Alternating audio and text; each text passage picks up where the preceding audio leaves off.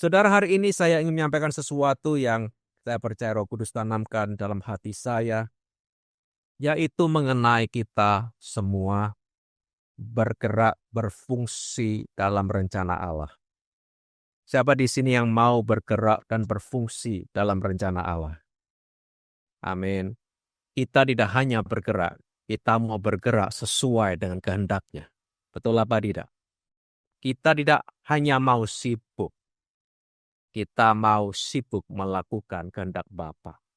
Haleluya. Saya mengajak saudara saat ini untuk membuka Roma pasal 12. Kita akan baca ayat 3 sampai 8. Surat Paulus kepada orang-orang Kristen jemaat di Roma. Roma 12 ayat 3 sampai 8.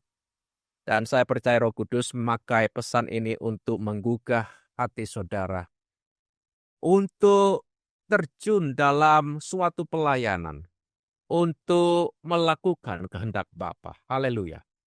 Untuk memakai atau mulai menggunakan karunia yang Tuhan sudah berikan kepada saudara masing-masing. Saya melihat banyak di antara anak-anak Allah yang tidak berfungsi. Bukan berarti mereka tidak menerima karunia. Mereka sudah menerima karunia, tapi mereka tidak berfungsi sebagaimana semestinya. Dan itu adalah sesuatu yang sangat menyedihkan hati Allah. Allah ingin setiap kita bergerak, berfungsi sesuai dengan kehendaknya. Nah, perhatikan di sini, Roma 12, ayat 3 sampai 8. Paulus di bawah inspirasi Roh Kudus mengatakan, berdasarkan kasih karunia yang dianugerahkan kepadaku, aku berkata kepada setiap orang di antara kamu, janganlah kamu memikirkan hal-hal yang lebih tinggi daripada yang patut kamu pikirkan, tetapi hendaklah kamu berpikir begitu rupa, sehingga kamu menguasai diri menurut ukuran iman yang dikaruniakan Allah kepada kamu masing-masing. Nah, perhatikan ayat yang keempat. Sebab sama seperti pada satu tubuh kita mempunyai banyak anggota, tetapi tidak semua anggota itu mempunyai tugas yang sama. Yang percaya katakan amin. Banyak anggota, tetapi tidak semua anggota mempunyai tugas yang sama. Yang percaya katakan amin. Artinya kalau kita adalah anggota-anggota tubuh Kristus, kita pasti punya tugas. Amin. Tapi tugasnya tidak sama. Betul apa tidak? Ya. Nah, kita teruskan lagi di sana. Sebab sama seperti pada satu tubuh kita mempunyai banyak anggota, tetapi tidak semua anggota itu mempunyai tugas yang sama. Demikian juga kita. Haleluya. Walaupun banyak adalah satu tubuh di dalam Kristus, tetapi kita masing-masing adalah anggota yang seorang terhadap yang lain. Nah, perhatikan ayat yang ke-6. Demikianlah kita mempunyai karunia yang berlain-lainan menurut kasih karunia yang dianugerahkan kepada kita. Jika karunia itu adalah untuk bernubuat, baiklah kita melakukannya sesuai dengan iman kita. Jika karunia untuk melayani, baiklah kita melayani. Jika karunia untuk mengajar, baiklah kita mengajar. 8. Jika karunia untuk menasihati, baiklah kita menasihati. Siapa yang membagi-bagikan sesuatu, hendaklah ia melakukannya dengan hati yang ikhlas. Siapa yang memberi pimpinan, hendaklah ia melakukannya dengan rajin. Siapa yang menunjukkan kemurahan, hendaklah ia melakukannya dengan sukacita. Nah, perhatikan di sini saudara ayat yang ke-5 lagi. Dikatakan di sana oleh Paulus, demikianlah kita mempunyai karunia yang berlain-lainan. Nah, perhatikan statement itu. Demikianlah kita, sekali lagi Paulus berbicara kepada orang-orang Kristen di Roma. Demikianlah kita mempunyai karunia yang berlain-lainan. Paulus berasumsi bahwa orang percaya telah menerima karunia dari Allah. Betul apa tidak? Ya? Jika kita telah dilahirkan kembali, kita sebenarnya sudah menerima karunia yang berlain-lainan dari Allah. Alkitab menegaskan bahwa kita semua, tanpa pengecualian, kita semua memiliki karunia, meskipun bukan karunia yang sama. Amin. Haleluya. Anggota tubuh Kristus yang berbeda memiliki karunia yang berbeda. Nah, saya melihat di sini ada 25 anak-anak Allah. Jadi saya bisa mengatakan di sini paling sedikit ada 25 karunia mungkin di sini. Karena setiap saudara telah menerima suatu karunia dari Allah. Nah, sekarang mari kita lompat ke 1 Petrus pasal 4 ayat yang ke-10. 1 Petrus 4 ayat yang ke-10. Nah, perhatikan di sana apa yang dikatakan oleh Rasul Petrus mengenai kita, ya. 1 Petrus 4 ayat yang ke-10. Nah, sekali lagi kita perlu ingat bahwa Petrus saat ini sedang berbicara juga kepada orang-orang Kristen. Nah, dia mengatakan di ayat yang ke-10, 1 Petrus 4 ayat yang ke-10, layanilah seorang akan yang lain. Nah, perhatikan, bagaimana? Bagaimana kita melayani? Perhatikan di sana. Sesuai, katakan sesuai. Ya, jadi kita tidak sembarangan melayani. Yang percaya katakan amin. Banyak orang Kristen sibuk melayani, tetapi tidak sesuai dengan karunia yang Allah berikan kepada mereka. Kita tidak boleh sibuk melayani. Kita hanya melayani, dikatakan di sini, sesuai dengan karunia yang telah diperoleh tiap-tiap orang sebagai pengurus yang baik dari kasih karunia Allah. Nah, sekali lagi Roh Kudus menegaskan bahwa setiap orang percaya telah menerima setidaknya satu karunia. Amin. Setidaknya satu karunia. Nah, saya mau tanya kepada saudara di sini. Berapa banyak karunia yang dapat diterima orang percaya dari Allah? Jawabannya adalah ini. Setidaknya satu. Haleluya. Paling sedikit satu. Jadi jangan pernah mengatakan, aku tidak punya karunia apa-apa. Itu tidak benar. Karena menurut firman Allah, asumsinya adalah kalau saudara adalah anak Allah, saudara sudah terima setidaknya satu karunia. Yang percaya katakan amin. Haleluya. Jadi saya melihat di sini orang-orang yang berkarunia. Haleluya. Setidaknya kita punya satu karunia. Nah, dapatkah kita menerima lebih dari satu karunia? Dapat atau tidak dapat? Mengapa tidak? Buktinya apa, Pak Andrew? Nah, ketika Paulus berbicara tentang jemaat di Korintus yang menerima karunia bahasa roh yang digunakan di kebaktian umum. Saudara bisa membacanya di 1 Korintus 14 ayat 13. Jadi ada di sana beberapa yang menerima karunia bahasa roh yang digunakan di kebaktian umum gereja. 1 Korintus 14 ayat 13. Lalu Rasul Paulus di bawah inspirasi Roh Kudus mendorong mereka ini yang sudah menerima karunia berbahasa roh di ibadah umum untuk meminta karunia lain dari Allah, yaitu karunia penafsiran bahasa roh. Haleluya. Apa yang kita lihat di sini? Di sini kita bisa mengerti bahwa tidak apa-apa kalau orang percaya menerima lebih dari satu karunia. Bahkan saya percaya kita mungkin telah menerima lebih dari satu. Ada di antara kita yang telah menerima mungkin 2 atau 3. Haleluya. Saudara, karunia rohani diberikan kepada kita berdasarkan kasih karunia Allah. Amin. Faktanya adalah kata karunia dalam perjanjian baru adalah kata karismata, dari mana kita mengambil kata karismatik, ya, yaitu kata karismata dalam bahasa Grekanya. Dan kata ini karismata digunakan 17 kali dalam perjanjian baru. Apa artinya karismata? Karismata menunjukkan sesuatu yang diberikan kepada kita karena anugerah. Amin. Karena perkenanan khusus dari Allah. Artinya karunia-karunia ini diberikan kepada kita terlepas dari kita.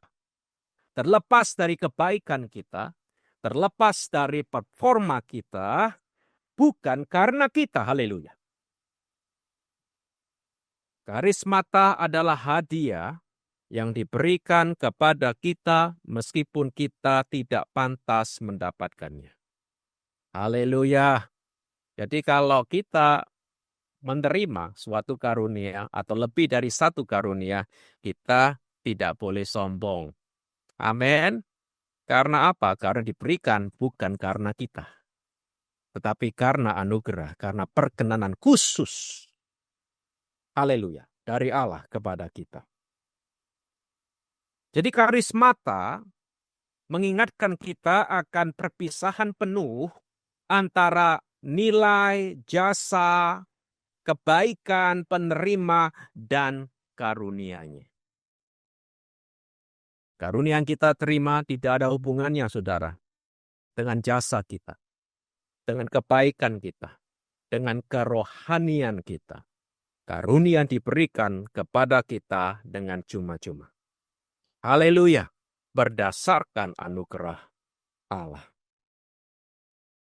Kata lain yang digunakan untuk karunia dalam perjanjian baru adalah kata pneumatikon. Pneumatikon. Nah, kata itu bisa kita temukan di 1 Korintus 12 ayat yang pertama. Nah, sekarang mari kita buka ayat itu. 1 Korintus 12 ayat yang pertama. Nah, Paulus berbicara kepada orang-orang Kristen di Korintus. Dan dia mengatakan, sekarang tentang, perhatikan, karunia roh. Nah, katakan karunia roh. Nah, frasa itu sebenarnya satu kata dalam bahasa aslinya, yaitu pneumatikon. Apa artinya karunia roh atau pneumatikon? Pneumatikon mengandung arti apapun yang berasal dari Roh Kudus. Haleluya. Apapun yang berasal dari Roh Kudus. Nah, sekali lagi kita diingatkan bahwa karunia itu bukan milik kita pribadi. Amin. Mereka datang dari Roh Kudus, dan Roh Kudus hanya meminjamkan karunia itu kepada kita untuk pekerjaan kerajaan. Haleluya. Amin. Bukan milik kita pribadi. Tidak perlu dipamerkan. Tidak perlu sombong akan karunia. Karena hal itu, karunia itu adalah titipan rohani dipinjamkan kepada kita untuk pekerjaan kerajaan Allah. Haleluya. Nah, dalam Alkitab kita bisa melihat beberapa kebenaran mengenai karunia ini. Yang pertama, saudara, kita semua, katakan semua, tanpa pengecualian, saya sendiri, saudara di sini semua, kita semua memiliki tempat dan fungsi dan karunia spesifik. Saya katakan lagi, kita semua telah menerima tempat, fungsi, dan karunia spesifik. Paulus menyebutkan di 1 Korintus 12 sama seperti apa yang baru saja kita baca di Roma 12 tadi. Di 1 Korintus 12, Paulus menyebutkan bahwa kita semua adalah anggota-anggota tubuh Kristus. Betul apa tidak? Ya. Dan setelah itu, di 1 Korintus 12 ayat yang ke-18, Paulus mengatakan sesuatu yang sangat mencerahkan mengenai tempat dan fungsi kita dalam tubuh Kristus. Nah, sekarang mari kita lihat ayatnya. 1 Korintus 12 ayat yang ke-18. Perhatikan apa yang dikatakan Paulus di sana. Tetapi, nah perhatikan, Allah telah memberikan kepada anggota masing-masing secara khusus. Apa? Perhatikan, suatu tempat pada tubuh seperti yang dikehendakinya. Haleluya. Allah telah memberikan kepada anggota masing-masing secara khusus apa? Suatu tempat pada tubuh seperti yang dikehendakinya. Dengan kata lain, kita masing-masing tanpa pengecualian memiliki tempat dan fungsi tertentu dalam tubuh Kristus. Yang percaya katakan amin. Haleluya. Setiap saudara ya, tanpa pengecualian memiliki tempat dan fungsi tertentu dalam tubuh Kristus. Beberapa di antara kita ditempatkan sebagai mata. Dan karena itu kita berfungsi sebagai apa? Mata. Beberapa di antara kita ditempatkan sebagai telinga. Maka dari itu kita berfungsi sebagai apa? Telinga. Beberapa di antara kita adalah kaki. Maka dari itu kita berfungsi sebagai kaki dan sebagainya. Perhatikan di sini. Di tempat dan fungsi khusus kita ini, kita diberi karunia tertentu. Haleluya. Artinya jika saudara adalah mata, maka saudara bisa apa? Mata bisa apa? Melihat. Saudara memiliki bakat karunia untuk melihat. Kalau saudara adalah telinga, saudara bisa apa? Saudara bisa mendengar karena saudara memiliki bakat, talenta, karunia untuk apa? Untuk mendengar. Bukan untuk melihat. Betul apa tidak? Jika saudara adalah kaki, saudara bisa berjalan, bisa berlari, lebih baik daripada mata dan telinga. Haleluya. Jadi kita semua di sini memiliki tempat, fungsi, dan karunia spesifik.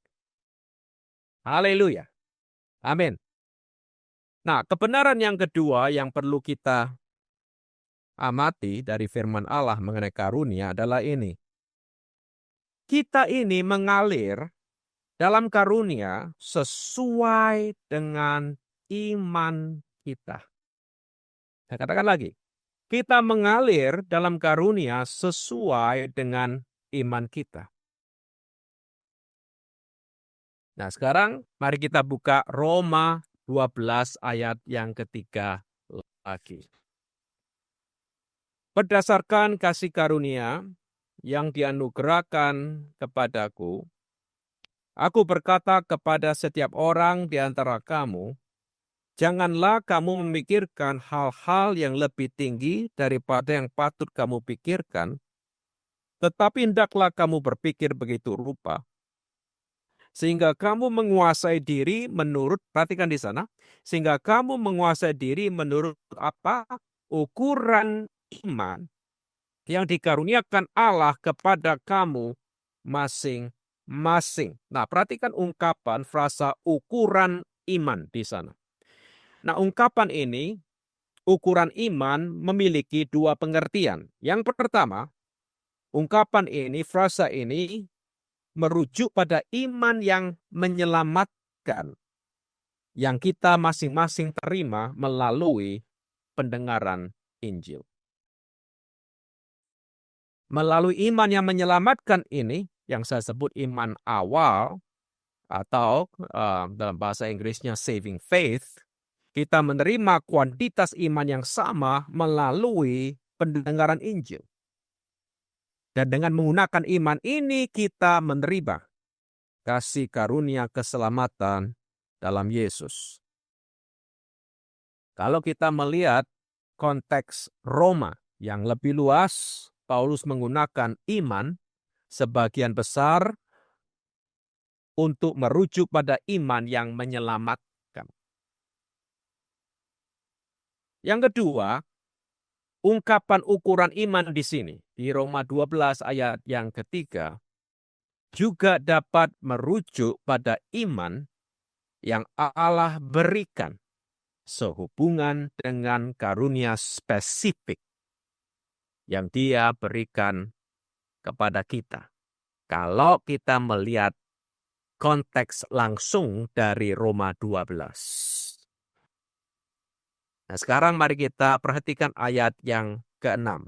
Roma 12 ayat yang ke-6. Demikianlah kita mempunyai karunia yang berlain-lainan. Tadi saya katakan bahwa asumsi Paulus di sini adalah setiap orang percaya mempunyai karunia. Meskipun karunia yang berlain-lainan. Tapi kita semuanya sudah mempunyai karunia. Perhatikan di sini, demikianlah kita mempunyai karunia yang berlain-lain menurut kasih karunia yang dianugerahkan kepada kita. Jika karunia itu adalah untuk bernubuat, baiklah kita melakukannya bagaimana? Sesuai dengan iman kita. Jika karunia itu adalah untuk bernubuat, baiklah kita melakukannya sesuai dengan iman kita. Saudara, di ayat-ayat berikutnya, di Roma 12 ini, selain nubuat, Paulus menyebutkan 6 karunia lainnya. Di sana kita membaca ada karunia melayani. Betul apa tidak? Ada di antara kita yang menerima karunia semacam ini. Ya, setiap orang Kristen dipanggil untuk melayani, tapi ada di antara kita yang menerima karunia melayani. Ada juga di antara kita yang menerima karunia mengajar. Ada juga yang menerima karunia menasihati. Atau dalam bahasa aslinya mendorong, memberi semangat. Betapa kita memerlukan karunia semacam itu di gereja kita, betul apa tidak? Seringkali di gereja kita melihat beberapa saling melawan, saling menyerang. Kita memerlukan banyak di antara jemaat menerima karunia menasihati atau memberi semangat. Haleluya. Ada juga di antara kita yang telah menerima karunia membagi-bagikan sesuatu atau karunia memberi. Nah, jelas setiap orang Kristen dipanggil untuk memberi, tapi ada yang dipakai Allah khusus dalam hal memberi sumber dayanya, waktunya demi pekerjaan Allah. Ada juga yang memiliki karunia memimpin, dan ada juga yang memiliki karunia menunjukkan kemurahan atau belas kasihan. Nah, saya ingin saudara tahu bahwa daftar di sini bukanlah daftar lengkap. Karena kalau kita membaca Perjanjian Baru, kita bisa menemukan paling sedikit 22 karunia-karunia Roh Kudus. Ya. Jadi daftar di sini bukan daftar yang lengkap. Ada karunia-karunia yang lain yang tersedia bagi anak-anak Allah. Tetapi di sini Paulus menyoroti satu kebenaran penting. Apa itu, Pak Andrew? Nah, perhatikan di sini. Paulus mengatakan, jika karunia itu adalah untuk bernubuat, baiklah kita melakukannya sesuai dengan iman kita. Apa yang kita lihat di sini? Paulus mengatakan di bawah inspirasi Roh Kudus, untuk mengalir dalam karunia spesifik kita, Allah telah memberi kita ukuran iman tertentu.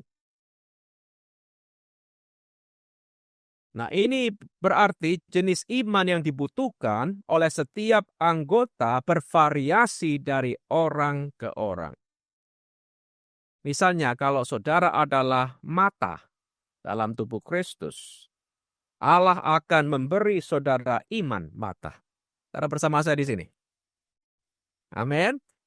Jika saudara adalah telinga, Allah akan memberi saudara iman telinga.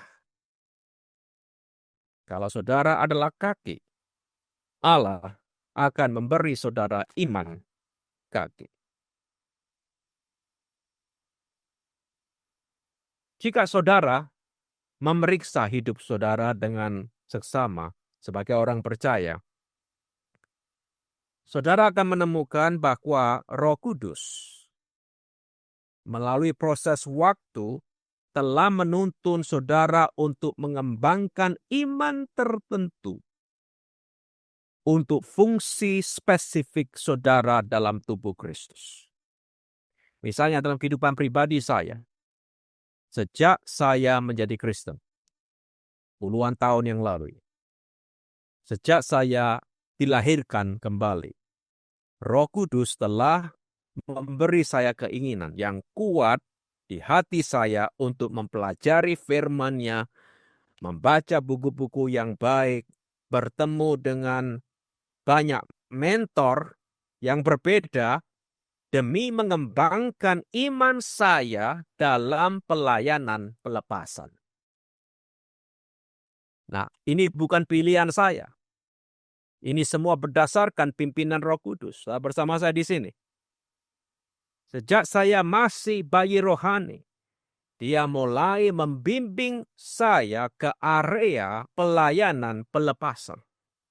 Maka dari itu saya diberi keinginan mempelajari firman-Nya mengenai ministry ini, membaca banyak buku tentang pelepasan dan juga bertemu dengan tua-tua rohani yang memuridkan saya dalam pelayanan pelepasan. Juga Roh Kudus terutama sejak tahun 2019 Januari telah mendorong saya untuk masuk lebih dalam mengenai pelayanan kesembuhan ilahi. Apa yang kita pelajari hari ini, saudara?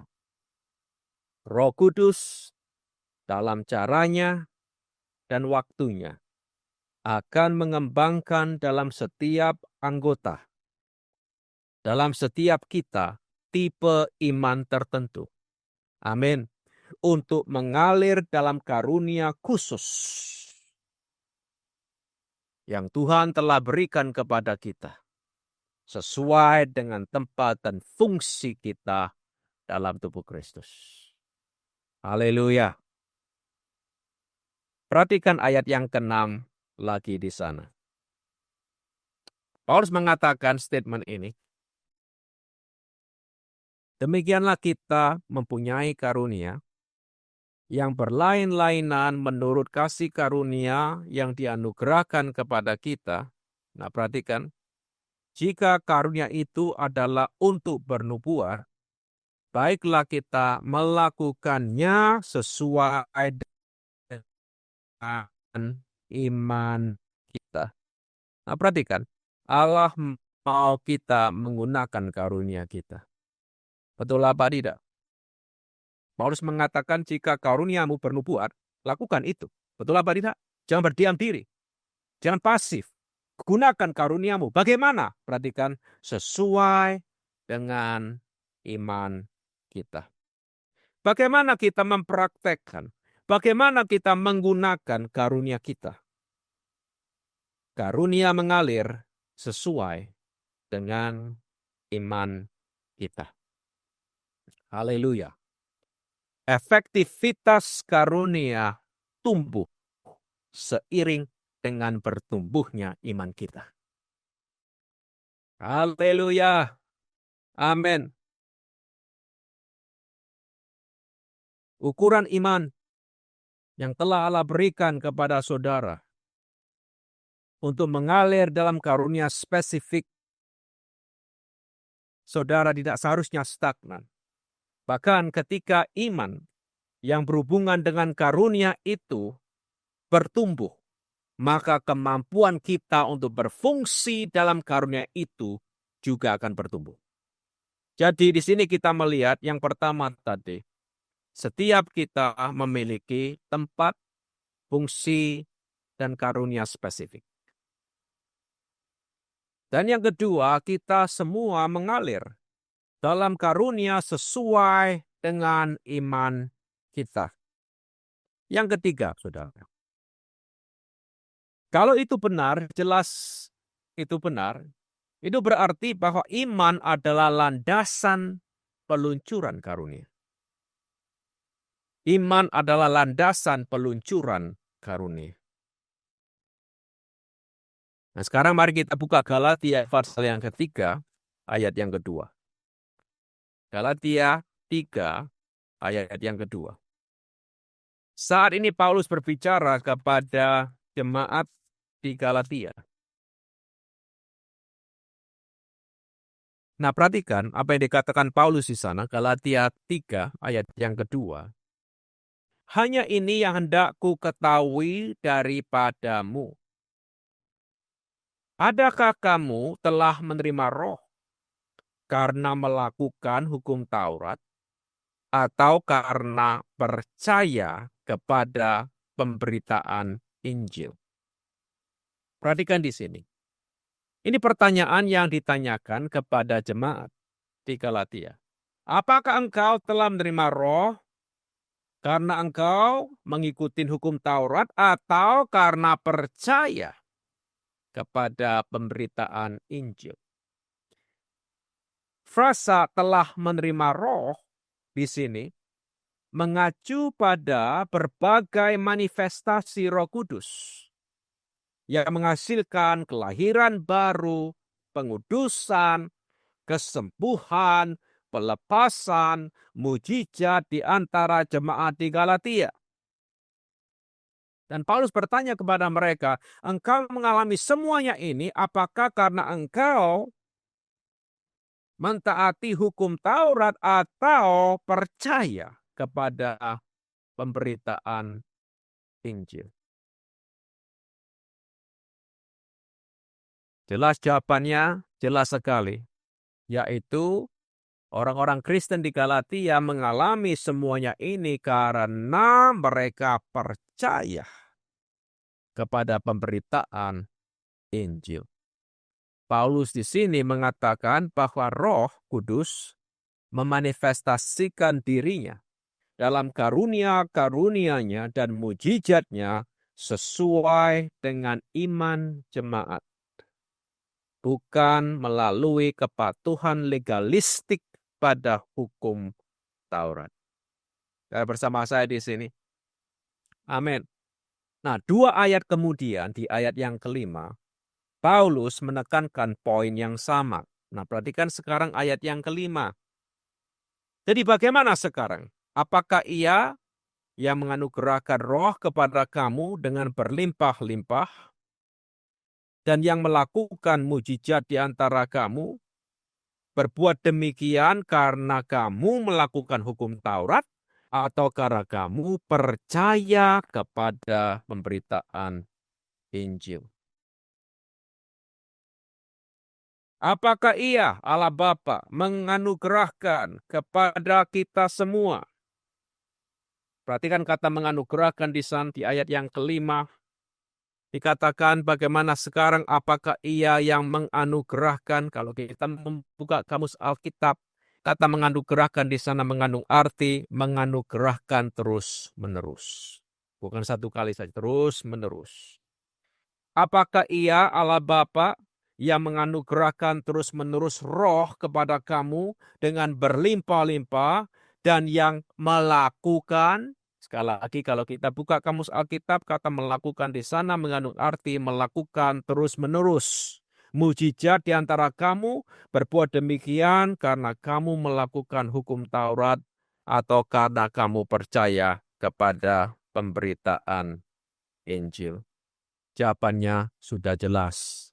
Manifestasi roh, karunia roh mengalir di antara kita ketika kita melangkah keluar dengan iman. Amin. Ketika kita melangkah keluar dengan iman. Bertahun-tahun yang lalu, Roh Kudus memberikan satu ilustrasi kepada saya melalui seorang hamba Tuhan, yaitu dia mengatakan kepada saya dulu, bertahun-tahun yang lalu memberikan pengertian kepada saya, yaitu semua karunia Allah adalah karunia air. Air ya, karunia air. Artinya karunia Allah membutuhkan air untuk mengalir. Jadi karunia Allah itu seperti kapal yang dapat membawa saudara ke tempat-tempat lain. Betul apa tidak? Tetapi kapal membutuhkan air. Betul apa tidak? Kapal besar, sangat indah, tidak ada gunanya tanpa air. Karunia mengalir karena air iman. Haleluya. Diperlukan air iman untuk mengalir. Karunia tidak akan mengalir tanpa iman. Bukan karena kita tidak memiliki karunia, tetapi karena kita gagal bertindak dengan iman. Ini berarti sewaktu kita bertumbuh dalam iman, kita menjadi lebih efektif dalam menggunakan karunia kita. Amin. Lebih banyak iman, lebih bebas karunia itu mengalir dan memberkati orang lain. Maka dari saya katakan bahwa iman adalah landasan peluncuran semua karunia. Sangat sedih saya melihat semua anak-anak Allah di Spirit Community ini sudah memiliki suatu karunia. Tapi sedih kalau kita melihat kita tidak berfungsi sebagaimana semestinya. Betul apa tidak? Kita seharusnya berfungsi. Seharusnya, karena apa? Kita sudah menerima tempat fungsi dan karunia spesifik. Allah mau kita menemukan tempat kita, menemukan fungsi kita, dan menggunakan karunia yang Dia telah berikan kepada kita.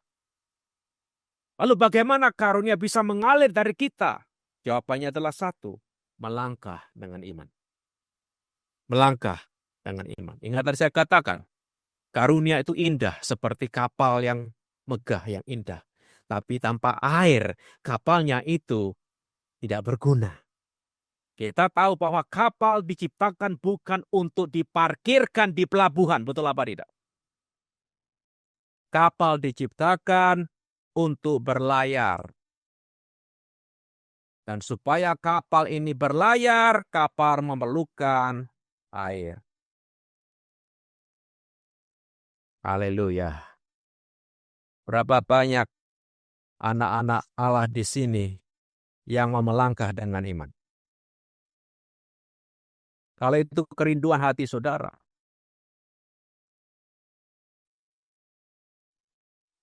inilah saya mengatakan kepada Pak, aku mau melangkah dengan iman. Pakai aku, haleluya. Aku percaya aku telah menerima suatu karunia dari engkau, bahkan lebih dari satu mungkin. Pakai aku sesuai dengan karunia yang telah engkau berikan kepadaku, haleluya. Bagi kemuliaan nama Yesus. Saudara dan saya telah menerima suatu karunia dari Allah. Tetapi banyak di antara anak-anak Allah yang lebih suka duduk di pinggir lapangan tanpa melakukan apa-apa. Saya melihat saat ini anggota tubuh Kristus sangat pasif. Mereka ada sebagai orang percaya hanya untuk menerima berkat atau melihat orang lain menggunakan karunia-Nya. Kadang-kadang saya melihat di gereja yang paling sibuk adalah gembalanya, pemimpin. Betul apa tidak? Mereka menggunakan karunia yang Tuhan berikan kepada mereka, tetapi jemaat datang ke gereja hanya untuk menonton. Hanya untuk melihat orang lain menggunakan karunia-Nya. Tapi saatnya tiba bagi kita untuk menggunakan karunia yang Bapa sudah berikan kepada kita. Amin. Seseorang pernah mengatakan bahwa iman itu dieja resiko. RESIKO.